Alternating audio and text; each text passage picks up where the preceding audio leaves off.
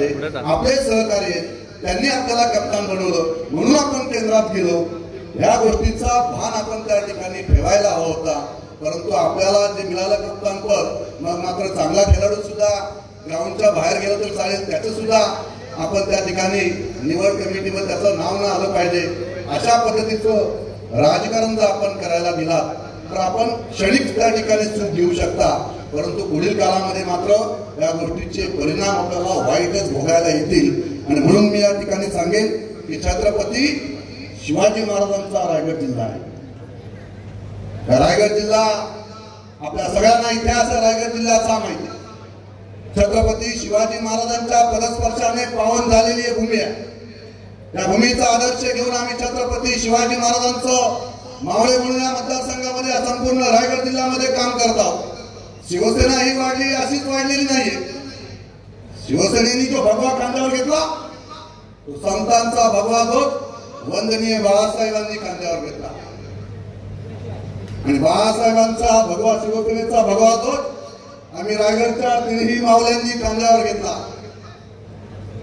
आणि म्हणून आपण सगळ्यांना माहिती, छावा चित्रपट आपण साऱ्यांनी पाहिला असेल।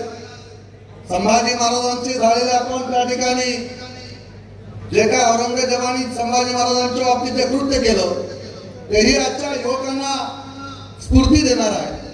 आणि म्हणून छत्रपती शिवाजी महाराजांनी रायगड जिल्ह्याच्या या भूमीमध्ये जे कार्य उभं केलेलं होतं, हे कार्य संपूर्ण महाराष्ट्र रायगड जिल्ह्यासाठी नव्हे, महाराष्ट्रासाठी नव्हे, देशासाठी नव्हे, तर जगभरातील असणाऱ्या राष्ट्रांनी छत्रपती शिवाजी महाराजांचा आदर्श घेतलेला आहे। आणि म्हणून संतांनी जी उपाधी दिलेली आहे की या भूमंडलाचे ठाई धर्मरक्षी ऐसा नाही, महाराष्ट्र धर्म हिंदू धर्म राहिला काही तुम्हा कारणे।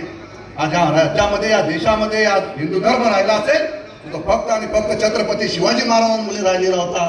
आणि त्या छत्रपती शिवाजी महाराजांचे आम्ही मावळे म्हणून रायगड जिल्ह्यामध्ये आम्ही काम करत आहोत। त्यामुळे आमच्याशी तुम्ही ज्या पद्धतीचं राजकारण तुम्ही सुरू केलेलं आहे त्या राजकारणाला आम्ही भीक घालत नाही, हे जाहीरपणे आम्ही या ठिकाणी सांगतोय। आजही जरी लोकशाही राज्य असेल, आजही छत्रपतींचा विचार देऊन आम्ही काम करत आहोत, परंतु आजची परिस्थिती आपण पाहिली। छत्रपती छावा चित्रपटामध्ये दाखवला गेला की औरंगजेबाचं स्थान कुठे दाखवलं होतं? अकलूज, महाराष्ट्रातला असणारा अकलूज मध्ये येऊन डेरा बांधून त्या ठिकाणी फितुरीने संभाजी महाराजांना त्या ठिकाणी कैद केलं गेलं। आणि आजचा अकलूज कुठे? सुतारवाडीला। आजचा औरंगजेब कुठे? सुतारवाडीमध्ये बसलेला आहे। चुकीच्या पद्धतीने राजकारण आमच्याशी कराल यापुढे लक्षात ठेवा। कर्जत मतदारसंघ लढलोय, पुढच्या वेळेला भरतशेठ साहेबांनी आशीर्वाद दिला तर रायगड मध्ये येऊन त्या ठिकाणी रायगडची लोकसभा लढवण्याची तयारी आम्ही त्या ठिकाणी ठेवू। मग मात्र तुम्हाला आम्ही दाखवून देऊ की ज्या आमदारांमुळे तुम्हाला रायगडचं खासदार म्हणून होता आलं, यापुढे ग्रामपंचायत सदस्य सुद्धा होता येणार नाही याची तुम्ही जाणीव ठेवा। कारण आम्ही छत्रपती शिवाजी महाराजांचे मावळे आहोत। आम्ही प्रामाणिकपणे काम करतो, दिलेला शब्द पाळतो। गद्दारी आमच्या रक्तात नाही, परंतु तुम्ही पाठीत वार करण्याचा प्रयत्न कराल तर मात्र आम्ही समोरून वार करून, ज्यावेळेला समोरून वार करू त्यावेळेस तुमच्या लक्षात येईल की आमचा रायगडचा मावळा भरतशेठ अजून या ठिकाणी प्रामाणिकपणे उभा आहे। तोपर्यंत मावळे आम्ही सगळे त्यांच्या पाठीशी ठामपणे उभे आहोत। आणि कोणत्याही परिस्थितीमध्ये आज याच ग्राउंड मधून सांगतोय की भरतशेठ यांना रायगडचे पालकमंत्री केल्याशिवाय आम्ही स्वस्थ बसणार नाही, ही आमची शपथ सगळ्या जुन्या आमदारांची आम्ही बरोबर आहे।